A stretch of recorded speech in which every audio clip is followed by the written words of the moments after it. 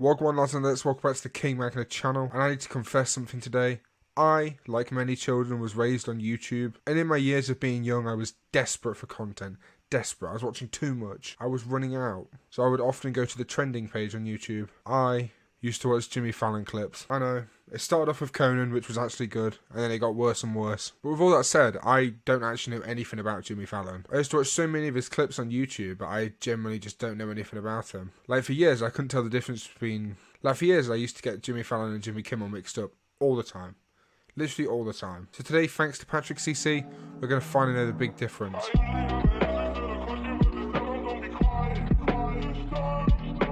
This video does come from the Patrick CC channel, so if you want to check him out, he does many great video essays like this one we're about to watch. So with all that said, let's get straight into it. There's an undeniable sincerity that emanates from Jimmy Fallon. He's not just a talk show host, he's a friend you've known for years, inviting you into his world with open arms. Since his late night debut in 2009, Jimmy has almost unanimously been loved by fans and celebrities. But not anymore. The people closest to Jimmy, the ones he relies on the most, have come forward to reveal that his actual character behind the scenes is the total opposite of lovable and genuine. That's not what I was expecting. Chaos, comedy, and crying rooms inside Jimmy Fallon, sorry. 16 current and former staff say Fallon's erratic behaviour spoiled their dream of working on The Tonight Show. I don't expect. They're all the same. All these, like, late night show hosts always have massive drama about them being an actual scumbag in real life. With James Corden, with Ellen DeGeneres, well, Ellen DeGeneres, because she was very annoying. And if you really want to count it, Lily Singh, the worst one of them all. Somehow she trumps James Corden, which, as an Englishman, we all unanimously hate James Corden. Erratic behavior, outbursts, intimidation, avoid eye contact. That's just, nobody told Jimmy no. These quotes don't sound like the unapologetically joyful Tonight Show host we know, but these revelations might not be shocking to some. As many people have speculated, Jimmy's nice guy persona is his fake entirely laugh is fake, so more specifically, his fake obvious. laugh. You can't Jimmy. So every time you laugh, you hit the desk. Every single time you laugh. I don't know if you guys have laughed just before. about It's everything, not like that. to the point where he sounds like a programmed laugh track being controlled by a producer backstage. If you think about embarrassment, scale of 1 to 10. Okay. 1 is just like being a person walking down the street, and 10 is, for me, co-hosting the Oscars with James Franco. Without So letting even a Anne joke, mention that's why just a this was statement. embarrassing, Jimmy just bursts out into laughter when there was nothing funny about what she said. And then he tries to connect my my right foot to my left arm, and he's trying to connect them like this, and I'm in such pain. I go like that, Yeah. and his belly goes in my mouth. Even Ryan Gosling looked at Jimmy Yeah, he's like, confused as to why he was laughing so hard. They both play it off awkwardly because they quickly realize this is harmless and it only makes them look better or funnier. There's no point in calling him out. That is But Taylor true. Swift wasn't That is actually true. It's like nothing but good to just play along with it. having it. The VMAs are coming up August 24th, and they're saying, I heard that Taylor Swift will be performing. Can you confirm or deny? I mean, we've had a really good time today. Taylor? So, Taylor? see where I'm going with this at least. Nobody ever listens to me. Oh my Finish a God. thought. Oh my God. So what I was saying is You're not even that- looking at me. because I'm trying to think of what to say next. If he isn't interrupting them with laughter, he is interrupting them with other pointless talking. Taylor Swift's frustration was a little more obvious than David Spade's. Carson wasn't even the first one, but I squeaked on. You did stand up. When I did, I'll tell the story. When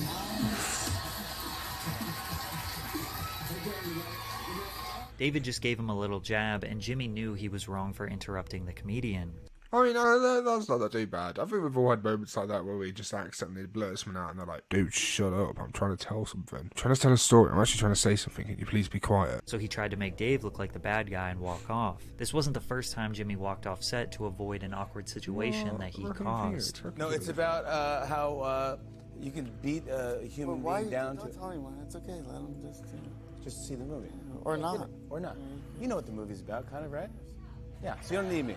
You don't need me. No, do it. It was nice. You do it. No one You should needs do it. me. No. It's fine. Let's go. No, come back. Come on, man. This is a safe way to play off his awkward interruptions because no host would ever walk off their own show for a tiny error. Often it seems like Jimmy has nothing substantial to add to the conversation, but feels the need to interrupt or explode with laughter. That's literally what I do right now. That is literally my reaction channel. Just interrupt it. You guys are trying to watch this. Go fuck yourself. This is my channel. I'll watch what I want. I'll pause it when I want. Okay? I see what you're saying. Well, just play the clip. Stop talking. Fuck off. It's my channel. If I want to talk, I'll talk. Okay? That's how reaction stuff works. Otherwise, it's not transformative. The internet has memed Jimmy's antics into oblivion. While some say he has a huge ego and wants more spotlight, memed Jimmy's antics. Do you know what? The worst thing is, I would unironically use this meme. If like this picture here, it's such an overreaction. I don't know. It's like so bad it's good. I feel like that applies to a lot of stuff. But that's like a banging template. While some say he has a huge ego and wants more spotlight for himself, it seems like he does this to maintain control. He fears dead air, a boring story, or an unfunny joke. So he jabs his way into the conversations with quick jokes or laughs in an attempt to make sure the audience is engaged. But then it ends up doing the opposite. I mean, every time a guest is talking, he leans in, stares at them intensely, maybe reaches his arm out, and is waiting for a split second to interrupt to make sure you are entertained. The other thing that agitates people is how he showers every single guest with compliments. You're my favorite, we love you, it's my favorite movie, my favorite album, as if celebrities need any more ego stroking. Jimmy's defenders think all this controversy is ridiculous. Should he not laugh? Just sit there and be awkward? The show is supposed to be fun. He just wants his guests to be relaxed and confident in front of a live audience. Yeah, I kind of agree though. It was just like you're just doing an interview and they just go,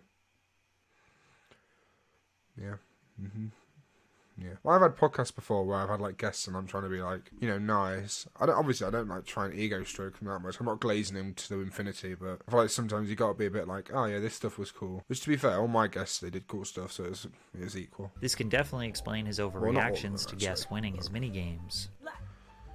Sounds like a poodle. Yeah. A Labradoodle. Yeah. Now, it seems ridiculous to nitpick this from Jimmy because fake reactions have been a crucial part of TV and YouTube forever. David Dobrik, KSI, and Joe Rogan have been large contributors to the fake laughter, fake reaction epidemic. Okay. I just like the idea of KSI is just it's very like, I know everything. I kind of do agree with a lot of what he says. The thing is, oh my god, I'm so glad someone else mentioned it. Anytime I see a KSI clip, he just does the fake reactions. He does the over-the-top laugh that's just like so nothing. It's like he's trying to be like loud, equals funny, but like just goes louder and louder. I mean, this sounds like I'm hating him. I don't hate KSI. He's alright. TV and YouTube forever. Fake It's very like, I know everything. I kind of do agree with a lot of what he says. Jimmy is a people pleaser and just wants to make everyone comfortable, bless his heart. That laugh does the opposite to me. It feels like he's hiding something. And Jimmy may be hiding something, a lifetime of alcoholism. And the reason he began drinking may shock you. But first, a word from our sponsor, Underdog Fantasy. Underdog Fantasy. Gambling. We don't take gambling on this channel, Patrick. But I do love you though. No hate. Today to take advantage and win some money. As a teenager, Jimmy was obsessed with Saturday Night Live. The program had been running for nearly 2 decades, and Jimmy was fully immersed. I loved old school Saturday Night Live. Old school Saturday Night Live was goated. Go back now and watch some old school Saturday Night Live, sketches when they were in their prime. Don't watch the new ones. And even within like, I don't know, I'd say 10 years, but even that's a bit like, they're still not good. Anything older than that, they're banging, okay? Go give them a little watch and a little listen. On watching the program alone in pure silence because he hated unnecessary commentary from others. Although he could only see the clean parts his parents taped for him, Jimmy didn't miss a single sketch or punchline and remained devoted to learning as much as possible. Ironically, his parents didn't want him watching adult humor sketches, but they would let him drink alcohol while watching. As long as I wasn't doing anything at night, I'd just sit by myself and I would have a 6-pack of Pabst. I don't know if I made it all the way through the 6, but I'd just sit there and watch the show. And tape it. He and his sister. What logic is that? Oh, hey, no swearing, no swearing. Here's some whiskey, no swearing. If you swear, I'm going to take one of your whiskeys away. You little bastard. sister Gloria reenacted sketches with friends before Jimmy discovered a talent for impressions, often impersonating actor James Cagney and comedian Dana Carvey. I was one of those kids who, if I hung around another kid for an hour, I was that kid. Fallon said, it was weird. I'd come home and I'd do his type of humor, his type of mannerisms, and my mom would say, okay Joey, you want dinner now? Because I'd be acting like Joey Gonzalez. From a young age, Jimmy was an imitator, instinctively copying and mimicking things that he thought were funny instead of having the drive to produce his own material, which was an early sign of being the perfect late-night television host. I mean, yeah, but every child's like that. You can't make good creative comedy when you're like 5 years old. I'd say until I was like 10, I never had my own jokes, and then when I was 10, all the jokes I had were just a bit, not funny. Like, I'm not trying to say I'm funny now, but like, if I ever say something funny, it's like, it's normally just at the moment. Okay, I can't imagine this little child has the experience and the knowledge to make a fun joke. Like, that's not fair. I'm not gonna, hate on him for that. Through hours of meticulously studying various comedy and musical routines, Fallon continued working on his craft and established himself as a performer at Saugerties High School, appearing in most stage productions. It was a rush. I think it was the rush of getting a reaction. Maybe it's acceptance. Maybe it's a thing where you're pleasing somebody. I want to be friends with everybody. And if you make a joke and everyone laughs, you're like, that's it, I scored. That's what I thought making a friend was. You just feel like people liked you. So maybe it was that, acceptance. It seems like Jimmy's people-pleaser mentality has been in full effect since his youth. His obsession with Saturday Night Live carried on throughout his time at St. Rose College in New York, skipping parties and events so that he could watch SNL as it aired. Fallon lived for the weekends when he would regularly board buses from his aunt's house in Fort Hamilton to perform stand-up comedy sets at Caroline's on Broadway and Times Square. On stage is where Jimmy felt most at home, and his urge to make audiences laugh couldn't be ignored as he dropped out of college in 1995 to move to Los Angeles, California to pursue comedy full-time. He secured a manager who got him very minor roles in comedy films like Father's Day and television sitcoms like Spin City. But it didn't matter because his dream wasn't to become an actor. Jimmy remained fixated on joining Saturday Night Live. After 2 years of working on his sketch comedy and improv skills with the Groundlings, he took a leap of faith and auditioned for SNL, but bombed. This career setback could have killed his dreams as a comedian altogether, but his obsession with SNL wouldn't let him give up. When he landed a small role on a Warner Brothers sitcom, Fallon negotiated a clause in his contract that would release him if he got on SNL. The producers agreed only because they thought it would never happen. This was my ultimate goal. If I ever cut into a birthday cake and made a wish, I would wish to be on SNL. If I threw a coin into a fountain, I would wish to be on SNL. If I saw a shooting star, I would wish to be on SNL. It's crazy. I had no other plan. I didn't have friends. I didn't have a girlfriend. I didn't have anything going on. I had my career. That was it. See, I don't know what to say to that, because it's like, I'd say don't do that. Don't, throw everything away just for your dream, but at the same time, follow your dreams. I'm not going to be someone saying don't follow your dreams. I think you should fully follow your dreams. But follow your dreams with, precaution, okay? Be smart about it. That's all I would say.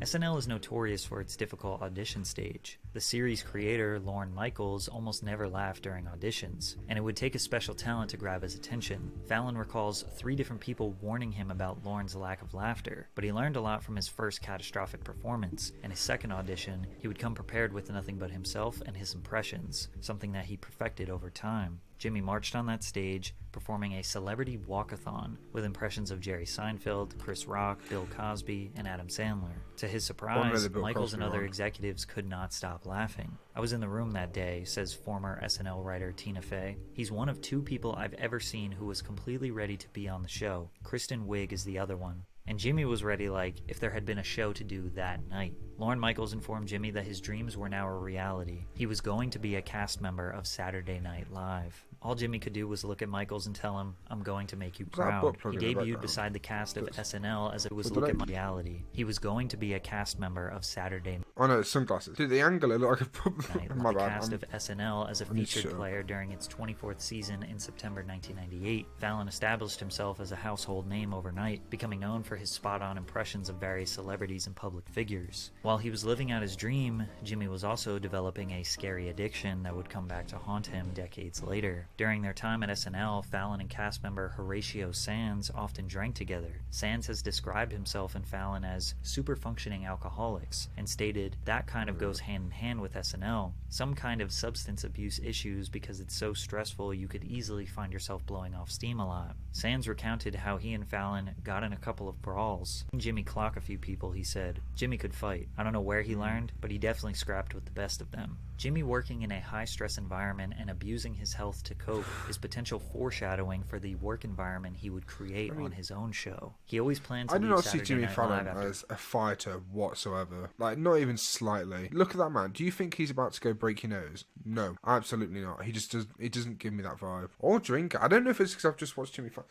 I think I've been blinded by the Jimmy Fallon late night show, man. I've just been blinded by his fake kindness. 3 seasons. However, Lorne Michaels offered him a role on Weekend Update with Tina Fey, which is essentially the comedic news section that SNL covers every week. Unfortunately, Jimmy also developed a negative reputation on SNL as somebody who can't hold in his laughter. At first, it was an innocent mistake that began in the famous More Cowbell sketch, when Will Ferrell wore a tight shirt that caused Fallon to break character. Every cast member was laughing during this skit because, well, it was hilarious. But that moment opened a revolving door of cast members intentionally trying to get Jimmy to break character, and he did break character. A lot. Interrupting the punchlines and comedic timing by laughing and giggling. While some thought it was hilarious, others found it insensitive and believed he was attempting to steal their spotlight and make the sketches about himself. Lorne didn't like it. The writers didn't like it. I'm not trying to do it on purpose. I'm trying not to do it. But sometimes it just got insane. I couldn't hold it in. It was just so much fun. SNL has always tried to maintain the best of the best when it comes to comedic talent. Comedians laughing at their own jokes can sometimes be seen as unprofessional. In 2004, Jimmy decided to leave SNL and move into traditional acting. He signed a 2-movie deal with 20th. Decided to what's he doing there? Leave SNL and move into traditional acting. He signed a 2-movie deal with 20th Century Fox with the hopes of becoming a prominent star in the industry. The first was a lead role in the 2004 action comedy Taxi, alongside then rapper turned actor Queen Latifah. The other was the 2005 romantic comedy Fever Pitch. I want to see Taxi now. That's just both films received mixed reviews and had decent box office performance, but were not the first impression Jimmy Fallon wanted. With back-to-back disappointments, film offers rapidly decreased as studio executives grew hesitant to feature Fallon in future projects. He experienced that Taxi one looks good though. Is that just me? I feel like I could watch that and enjoy it. Experienced what he has deemed a lost period, characterized by a larger than usual alcohol consumption and uncertainty about his future career choices. I was probably drinking more than I should have been drinking, he confessed. It wasn't like sitting and watching old tapes of me on SNL with the screen flickering in front of me. I was like, I can't figure out what I want to do. Fortunately for Fallon, the man who gave him his dream job at SNL was about to save him once again, as the host of Late Night had an opening in 2009 after Conan O'Brien was transitioning to The Tonight Show. But Jimmy didn't make the best first impression. Many quickly realized that Jimmy wasn't edgy or dark enough for late night comedy. GQ claimed Jimmy was too cute for late night audiences used to hanging out with the snarky, cool crowd, suggesting he was too corny. Yeah, that is kind of true. Conan was like, of all time, Conan's been like the only actual late night host that I've enjoyed. But I think that's just because he was like actually like quite good with the comedy. Like Conan's jokes are normally just like, we're happy, we're fun, stinky bum. Whereas Conan would actually get like into it, get into the nitty gritty and get funny with it. But that's not fair though. No one ever beat Conan. That's not a fair The comparison. cool crowd was always beyond my grasp, he admitted. Late Night with Jimmy Fallon premiered on NBC in early March 2009. The series immediately outperformed CBS's The Late Late Show with Craig Ferguson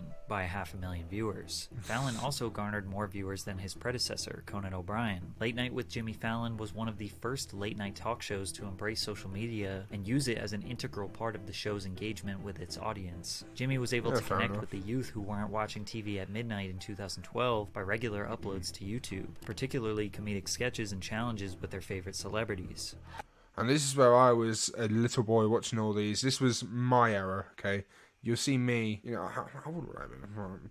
How old would I have been? Like, I don't know, 10, 12 maybe? I don't know. Little old me, in my nappies at 12 years old, sat in the corner with a big old iPad, watching crappy Jimmy Fallon sketches. That was me, okay? That and Smosh. Smosh was definitely better though. I'm going to give him that. When you watch Jimmy Fallon on YouTube when I was younger, it was like scraping the bottom of the barrel. Even back then I knew it wasn't the best content. You'd watch anything over it, but then you'd be like, oh, I've seen it all. I've watched all the cartoons I want to watch. I've watched all the sketches. Let's just put Jimmy Fallon on, why not? I got these tickets to the One Direction concert. Ew, I love One Direction. Do you have an extra ticket? Yeah. Many of these videos amassed millions of views, but it was nothing compared to the dominance he would have on The Tonight Show. In early 2014, Jimmy Fallon transitioned to NBC's The Tonight Show, where he had big shoes to fill. From Steve Allen to Jack Parr, to the iconic Johnny Carson who stamped the show's legacy for 30 years, then Jay Leno and Conan O'Brien, it was now Jimmy's job to lead the most popular late-night show of all time. He debuted to a staggering 11.3 million viewers, and despite all the alleged fake laughing, overreactions, interruptions, and being too corny, he dominated late-night television. The show averaged 3 to 4 million live concurrent viewers throughout the years, but also embraced social media with their YouTube channel that has amassed 30 million subscribers. With multiple videos and the hundreds of millions of views, a lot of Jimmy's segments mimic the format of YouTube challenges. Many of you have never even watched Late Night, but have seen tons of The Tonight Show's YouTube segments, such as Lip Sync Battle, yeah, I've never seen Late Night in my life, and Egg Russian Roulette, where he and his guests would engage in playful competitions, resulting in funny and often viral moments. His comedic sketches and style often mimicked SNL because of his obsession and Lorne Michaels' production. Jimmy is like the personification of a golden retriever, and America loved him. And although the late night host is a high profile and often rewarding role, the pressure can be severe. Late night hosts are expected to be funny and entertaining every night. The constant pressure to deliver humor can be mentally and emotionally taxing. Late night hosts must stay up to date with current events and pop culture trends to keep their material relevant, which requires continuous research and adaptability.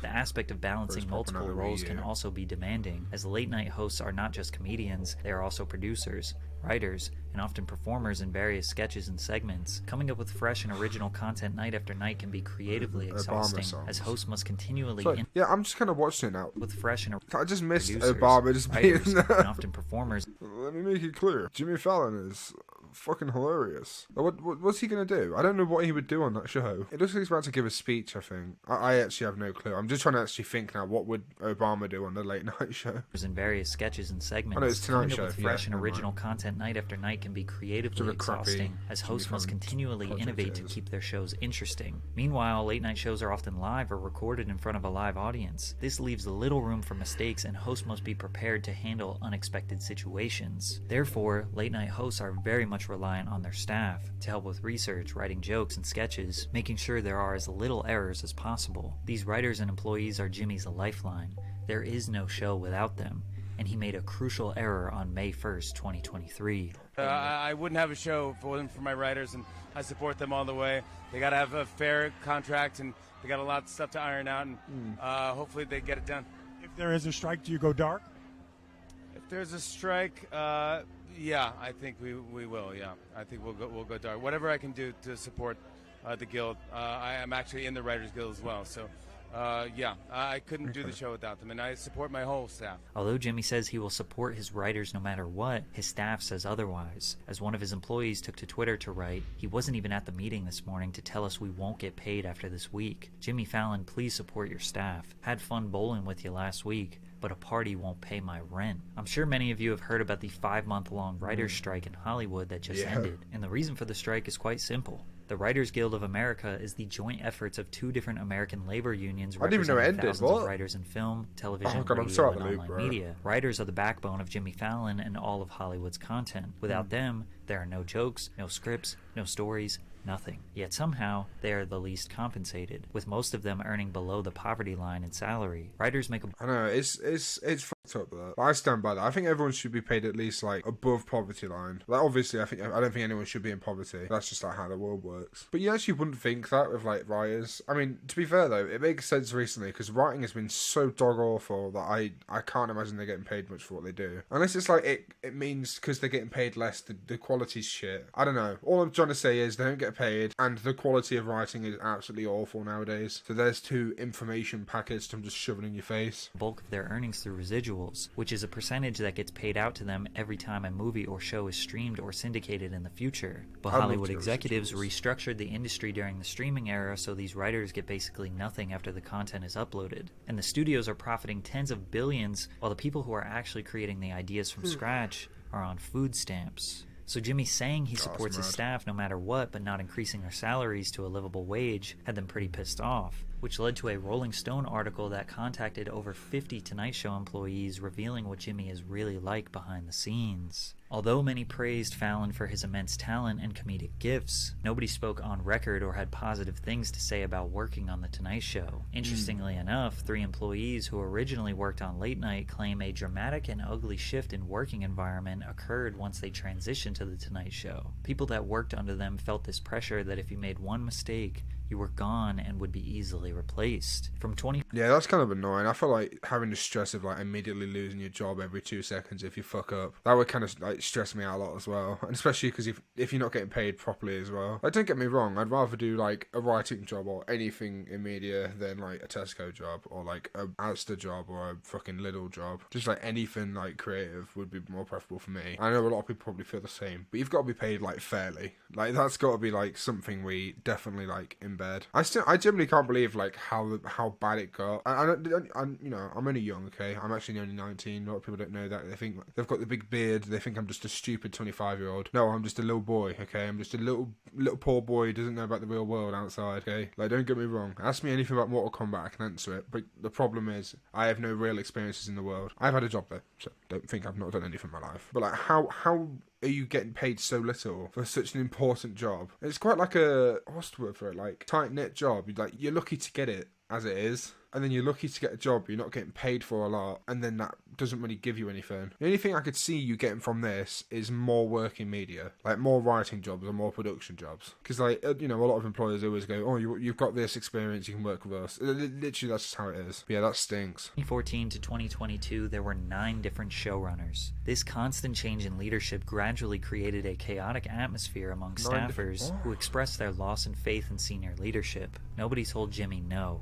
Everybody walked on eggshells, especially showrunners. Another former employee says, you never know what Jimmy you were going to get, and when he was going to throw a hissy fit. They described Jimmy's temperament, mood, and treatment of staffers as erratic. They suggested Jimmy Fallon was unpredictable, having witnessed him snap at crew members over the smallest things. They also claimed Fallon occasionally berated and belittled staffers out of frustration. 3 former employees said that he berated them in front of other colleagues and crew members. It was like, if Jimmy's in a bad mood, everyone's day is fucked. When something was wrong, we all knew how to behave afterwards, which was just sort of avoid eye contact and don't make another mistake. Well, that's just not, like, good at all. I understand that now. The article then dives into Jimmy's SNL skit in 2000, where he did an impression of Chris Rock while doing blackface. Jimmy apologized for this skit that resurfaced in 2020, and the article followed up this information with an employee alleging that the staff tried to sweep this controversy under the rug. A black employee claims that showrunner Granite Benderman kept asking them, what is going on with your hair? Trying to paint the picture of a racist environment behind the scenes at The Tonight Show.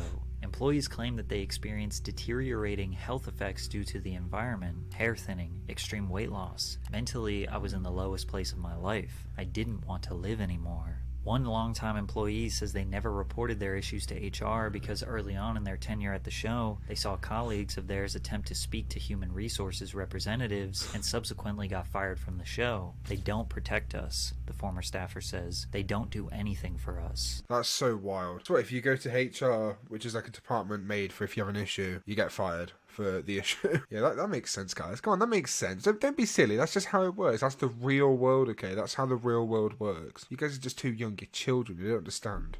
Many of you watching have probably worked in a toxic environment and have experienced similar ramifications as these employees alleged, so you can easily see this being a reality for Jimmy's show. Others speculated that this is nothing more than a hit piece. Many think that Jimmy's short temper, erratic behavior, and need for nothing less than perfection is standard for someone putting on a show for millions and millions of people. They think most of the worst allegations are against the showrunners, and Jimmy has to take the blame since he is the boss. Most people wonder why someone wouldn't just get a new job if it was so bad. bad. Then again, Jimmy did come from SNL, which was one of the most high-stress work environments that led to multiple employees suffering from substance abuse issues. Yeah, so it's not that hard to believe that he could have created a similar environment thinking it's just show business. However, after Rolling Stone published the article, Fallon apologized to staff members in a Zoom call. "It's embarrassing, and I feel so bad," Fallon said, according to 2 people who were on the call. "Sorry if I embarrassed you and your family and friends. I feel so bad I can't even tell you." We don't have the full apology, so we don't know if Jimmy is accepting blame for all of these allegations, for just a few, or if he is just following the command of his PR team to avoid the same outcome as Ellen. Okay, yeah, that's fair enough. I don't know if Jimmy is accepting blame for... I mean, I can understand why, like, a lot of stuff in this has happened. Like, do you know at the ending where it's like, you know, they're just saying they don't know if he actually means it or if it's just a PR team? I feel like that's just, like, very obvious. Like, it's just that applies with literally everything. Like, if I said to you, "Oh, nice hat," and then you think, "Does he even like my hat? Maybe he's just trying to get on my good side. Maybe he's just trying to get on this side of me. I truly don't know." But no, that was actually a banging video. I love Patrick CC. Every time Patrick CC uploads, I'm just like, oh, let's go, something good to watch. Do you know what? That's generally the one thing I hate about video essayists. Is they take too long to upload. It's not even their fault. It's not even their fault. It's just me being greedy. I'm just a greedy little boy. You can tell by my, 40XL t-shirt. The greed is unreal with me. But I still can't believe that Jimmy Fallon is like a villain. It doesn't seem right to me. That's just odd to me. Because, I'm not a massive fan of Jimmy Fallon, but whenever I saw him, I was never like, oh, this guy's a stinky head. This guy's not a nasty fellow.